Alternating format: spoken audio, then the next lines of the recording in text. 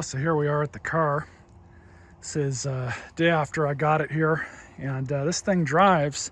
It drives perfectly fine. The engine, it's got about 30,000 miles on it. It was replaced by the local Chrysler Dodge dealership. This car needs to be cleaned up for sure. There's no way around that. But I've definitely worked on worse over the years, and honestly, I'm not too worried about this one. Now, the first issues that we're going to take care of with this is get the battery starting situation figured out. We're going to get it cleaned up, and then we're going to deal with getting this damn door to close properly. Now, in order to do that, I've done some research. Doesn't look like it's too big of a deal because I've got to take the door card off to be able to access the door lock actuator that's in here, that's held together with these 3 triangle screws. Now, it's an entire unit with a motor that's attached to it, and you guys will see it when I do that video, but that's, from what I can surmise, that's what I'm going to have to replace on this to get this door to shut properly. So that's going to be probably the very first thing I do to this outside of dealing with the battery. But we're going to go ahead, figure out where I put the key, grab one of the keys, we're going to pop the hood, and then we're going to use this to get into the trunk here. So let's get this thing open, because we're going to pull this battery out, put that on the charger. This one, I've done some research, that only powers the auxiliary stuff that this car would have had in it.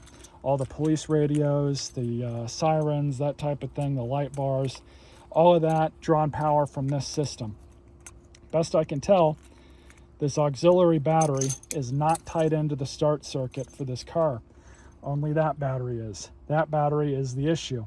Likely, this battery was replaced in 2024 according to the service records, and it likely is dead. I'm still going to try and save it, but it's likely dead because of this issue with the door. They couldn't close the door all the way, so of course you leave a car door open. Instead of just disconnecting the battery, it killed the battery. That's most likely what happened here. But in the off chance that this thing is still savable, we're going to get it out of the back and go throw it on the charger overnight. Hopefully we can save it. New battery is $125 from Costco with a $15 core. So I'm going to try and save this thing for sure. Let me get the tools. Looks like it's a 10 millimeter. Just got to loosen that up a smidge. And then this one as well. All right, those 3 have been undone. We've also got this breather hose that's got to get removed. Take the ground off first if we can. A little bit of rocking and gingerness took both of these terminals off, so stick that down there for now. Thankfully, we've got these handy.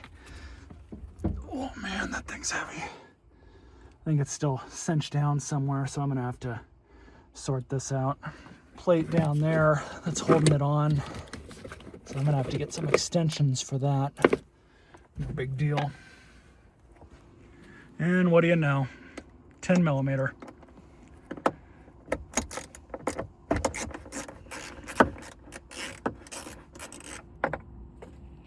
There's that. All right, so that's good. Doesn't look like there's one over here. Should be able to remove this now.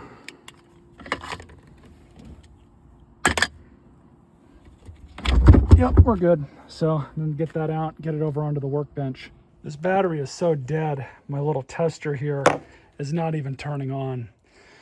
So I have really low hopes that we're gonna be able to get this thing to come back, but I'm still gonna try it overnight and see what we can do. So after retaping the door up, we're gonna blow off as much of all this crap as possible. Hopefully I don't need to get my respirator, but if the dust starts coming towards me, I'm gonna grab it.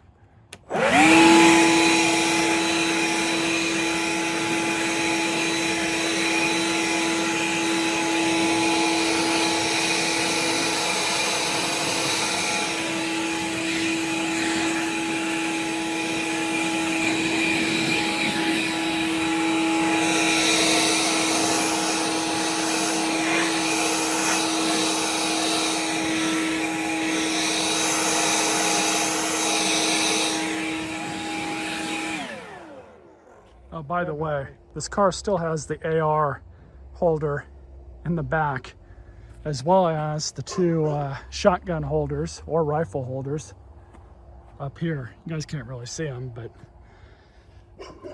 not that I need either of those. Probably pull those out. Yeah, this thing's not coming back. I just had it on the charger. Charger showed green. I'm probably just going to end up replacing this battery, unfortunately. So I have to get a new one from Costco tomorrow morning. Well, battery's in the back of the truck. I'm going to take this over to Costco today. Hopefully they have an H8 battery there. If they don't, there's a local battery distributor that does for about $25 more. So if I have to, I'll buy one of theirs. But honestly, I hope Costco has this battery because it's the cheapest I could find in town. Walmart's like 180, I think, or 200 or somewhere around there. As you guys saw, I cleaned this thing up a little bit yesterday. It's definitely got some aging going on with the plastics because this thing has been outside for, I don't know, 6 months, a year at that auction yard before they were able to put it up for sale. As you'll see, this engine bay is much cleaner now. I'm definitely happy with how this turned out. I haven't even checked the oil on this car yet, but we will go ahead and do that. All that dirt and dust and everything that was in here, most of it's been cleaned away with the blower. And then of course I used the garden hose to clean it off yesterday. But I'm gonna go ahead and open up the shop door and probably bring one of the fans out and kind of point it onto this so it dries everything out a little bit quicker. So the oil, I just checked it twice, but for the video, carefully pull this out. Oil is nice and clean, and it should be because it was changed about 1,000 miles ago. I think it was 1,000 miles ago, according to the service records that I have. So while I'm at Costco or wherever I'm going to source this battery, I've got these fans running just to blow off any excess water that's, you know, covering the engine. I think we'll be okay to actually start it, but just to be safe, this should take care of all that. I'm just happy that this engine compartment cleaned up as well as it did without having to take the pressure washer to it. The first thing I'm gonna do before I go pick up that battery is we're gonna remove these window protectors from both sides back here. I'm gonna be in and out of this back here, and thankfully I believe those window switches will still work. But I don't want to mistakenly lock myself in the back of this car. So we're going to pull these out so I can be able to at least open up the door from, you know, the outside method. And these look like they come off, hopefully with just these screws. Some rust. Off.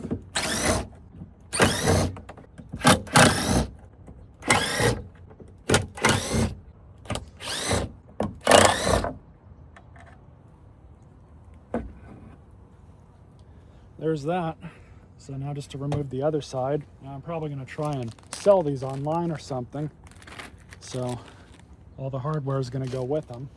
So one other thing that I can sell to recoup some of my money that I thankfully have a key for, a single key, is this AR holder, rifle holder, made by Santa Cruz Gun Locks. So I got to see how much these go for new, and if there's even any used, and see if this thing is worth my time selling. I'm gonna take it out regardless because I don't need it. Yeah, I'm just glad that at least one of these key fobs has this key on it. So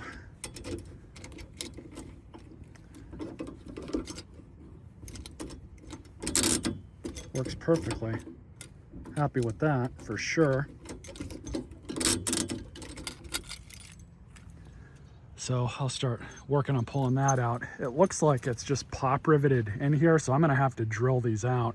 There's 3 here. I believe there's 2. One right there, over there in the middle. And then there's a couple more over here behind this trim piece. I'm gonna have to take this out. It's just these 2 pop clips that are in it. 3 actually. So that'll be easy enough to remove. All right, so I've got the new battery. I decided to go with an AGM. It was all they had. And the guy told me that basically I kind of don't really have a choice because that's how the car was spec'd from the factory, and putting a normal lead acid, things might not run right because these have a higher cold cranking amperage than normal lead acid. Whatever, it was about 60 or 70 more. Basically with tax and the core deposit, it was 199 out the door, is what it is. So I've got the elbow here from the old battery. We're just going to shove that back into the hole. And then also off camera, I'm going to bring my backpack vacuum over here and clean all this out before I stick the new battery in there. I gotta say, this Pro Team backpack vacuum is one of my new favorite tools that I only paid $100 for, roughly, fixing it up. Found it in the trash. I love this thing. It's perfect for just about everything I've used it for. I'm gonna go ahead and stab this battery back in. Now, there is gonna be some power turning on with the car because that driver's side door is open.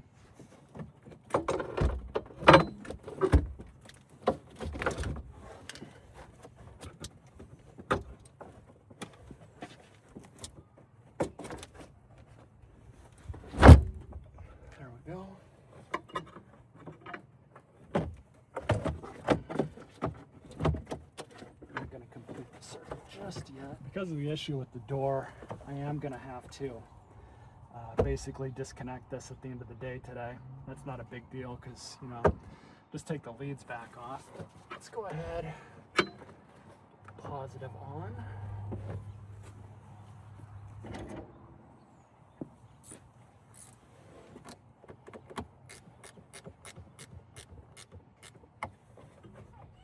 So what I'm going to do is get a rubber mallet and kind of tap that thing down just a little bit more.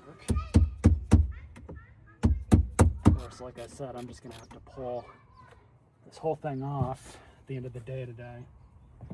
Now I did clean up this hold down clamp a bit.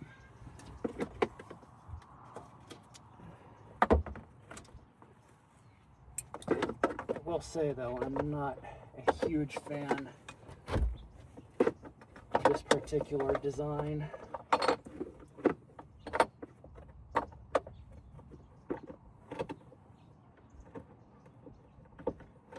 There we go.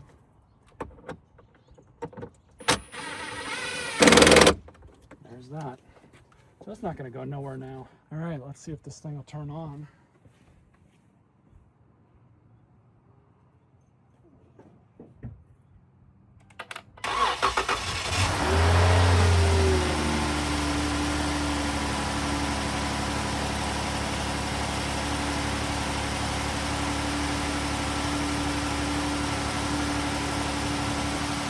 Not bad.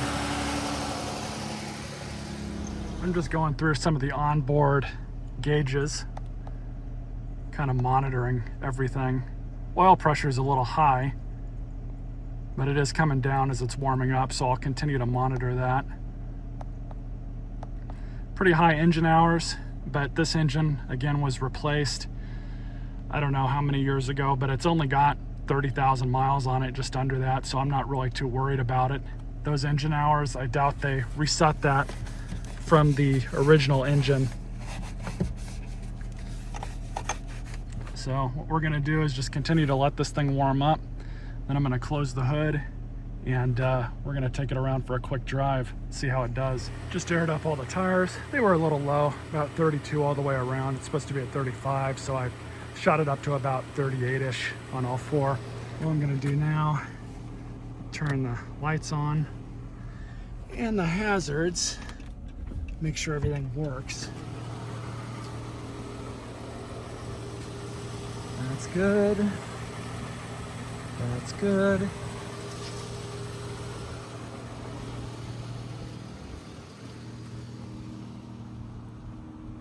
Yeah, lights are good. Anyways, let's take this thing on a quick drive. I've got to tie the door to the back door because it's gonna keep wanting to open. Power seats work. I haven't even tried that yet. Oh, 208 degrees now. Well, that could shut off. Oil temp is coming up. Pressure is within normal range now, so yeah, that was just because it was a cold engine. and I got to drive it in order to get the trans temperature. So we'll leave it here on coolant, see how it does. Probably gonna have to put a gas can into it. Not a big deal. You know what? Oh, that one works. That one does not work.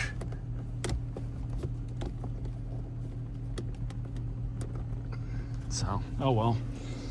That one might be tied into that secondary circuit. Not sure. All right. That's like something straight out of Trailer Park Boys.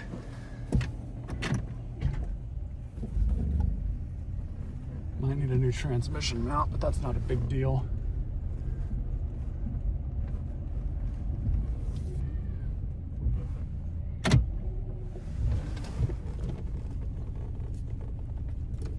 There, now that thing's out of the way. So it seems to drive okay. I've got it in manual mode, but leave it in automatic for now.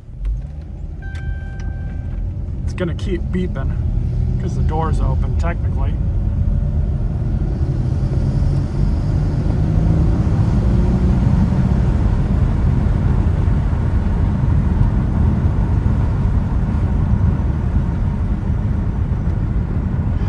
Engine coolant is coming off as it should. Cooling off, I mean.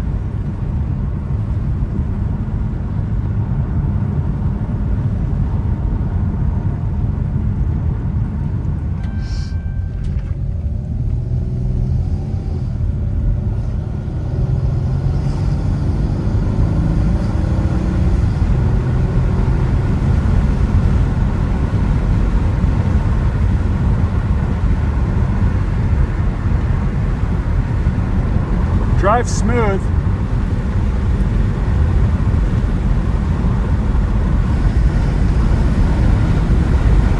Transmission kicks down good. Let's get it back to the house.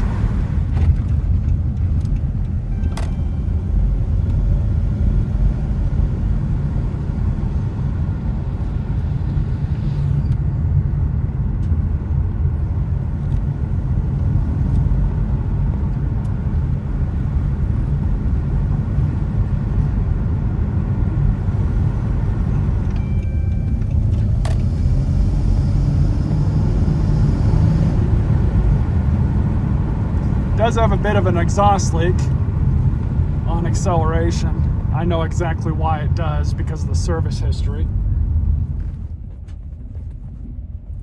So I'm gonna park it over here because I'm gonna get the pressure washer out and clean this thing up a bit. But it runs good. I'm definitely happy with that. Engine and drivability wise, this thing turned out to be a good deal so far. I'm definitely happy with it. It's got a few things here and there that I need to fix and go through, but honestly, the rest of this stuff, I'm not worried about it. Everything else is working as it's supposed to. Transmission temperature is fine. Thought there was supposed to be a backup camera. I guess there's not. Oh well. I gotta take the deal off there, but we can do this back one.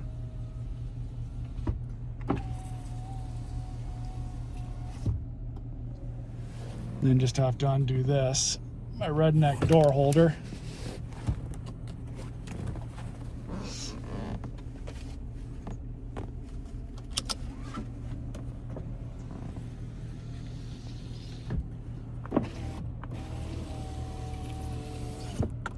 Not bad. So now I got to disconnect the battery so it doesn't die, because there's really no way to keep this door shut without duct taping it. The masking tape's not strong enough, so I might just have to use duct tape, at least until I can get the new door latch mechanism. Well, this is a relief. I don't know why that happened, but now the door is working properly. So I don't know what I did. All I've done is just washed this thing off with the pressure washer, and that was it.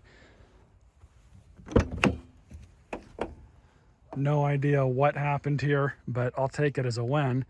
I'm still going to replace that thing because, you know, if it is acting up like that, it's likely that it does need to be replaced. So I'm not too worried about that just yet, but we will get around to replacing that at some point. Stay tuned for more videos.